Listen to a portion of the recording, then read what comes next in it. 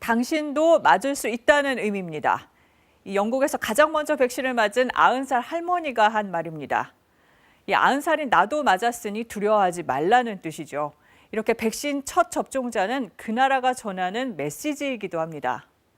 영국은 대표적인 약자인 노인을 택했고 미국의 경우에는 의료진이었습니다. 이민자이자 유색인종 여성 간호사였죠.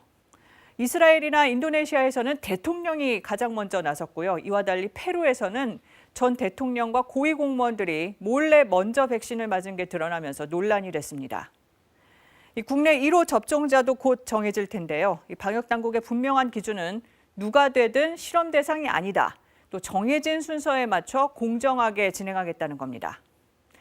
그럼 접종 효과를 극대화하고 부작용은 최소화하려면 어떻게 해야 할까요?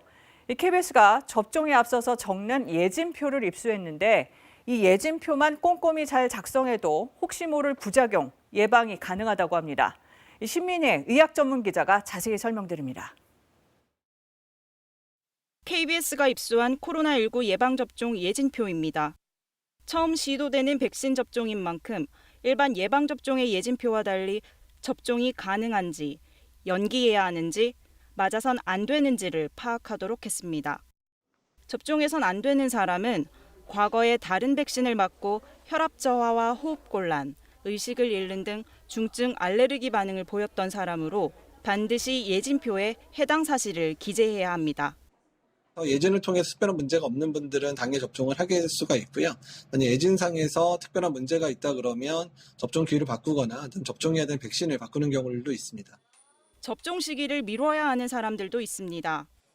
37.5도 이상의 열이 나는 등 평소와 다른 건강상의 이상 증상이 있는 경우와 독감 백신 등 다른 백신을 맞은 경우는 14일 이후에 코로나19 백신을 접종해야 합니다.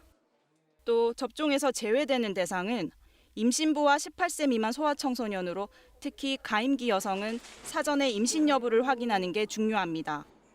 코로나19에 감염된 적이 있는 완치자도 의사와 감염 시기 등을 상담하고 백신을 맞을 수 있습니다. 감염됐더라도 몸 안에 항체가 생기지 않았을 가능성이 있기 때문입니다. 완치자 가운데 혈장 치료나 항체 치료를 받은 경우는 최소 90일 이후로 접종을 연기해야 합니다. 기저질환이 있어도 접종은 가능합니다.